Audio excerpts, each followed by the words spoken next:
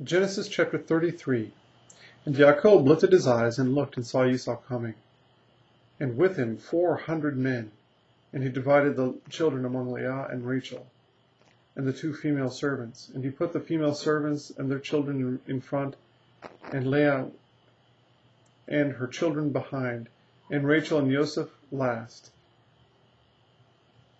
And he himself passed over before them, and bowed himself to the ground 7 times, until he came near to his brother. And Esau ran to meet him, and embraced him, and fell on his neck, and kissed him, and they wept. And he lifted his eyes, and saw the women and children, and said, Who are these with you? And he said, The children with whom Elohim has favored your servant. Then the female servants came near, they and their children, and bowed themselves. And Leah also came near with her children, and they bowed themselves. And Joseph and Rachel came near, and they bowed themselves. Then Esau said, What do you mean by all this company which I met? And he said, To find favor in the eyes of my master. But Esau said, I have enough. My brother, let what you have remain yours. And Jacob said, No, please, if I have not found favor in your eyes, then receive my present from my hand, because I have seen your face like seeing the face of Elohim, and you were pleased with me. Please take my blessing that is brought to you, because Elohim has favored me, and because I have all I need. And he urged him, and he took it. And he said, Let us depart and go, and let me go before you.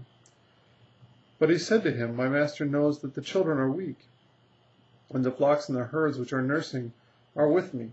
And if the men should drive them hard one day, all the flocks shall die. Please let my master go before his servant, and let me lead on slowly according to the pace of the livestock that go before me, and according to the pace of the children, when I come to my master in Seir.